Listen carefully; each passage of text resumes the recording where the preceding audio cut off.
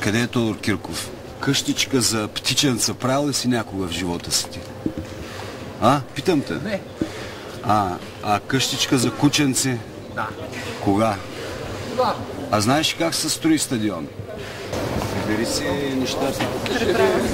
Дете при Александър Томов, той има дар слово човека, ще ви отговори по всички. Компетентен е във футбола. 100 милиона е похарчил за футбол, тъй че... Какво твърдят ЦСКА? Така казаха и Стойчо. Кой го твърди? Он е глухонеме. Кой го твърди, бе? Стойчо Младенов. Какво е станало? Не знам. Какво е станало на полувремето? Попитахме делегата до кога ще чупят и ще трошат. Половин час преди мача почнаха. Нали ви е ясно, че разликата между нас и тези клубове в София е огромна? По простата причина, че на нас никой не ни ги подарява парите. От някъде да ни ги дадат, ние те да ги харчим. Ние можем лесно да ще го закрием клуба. Какъв е проблема?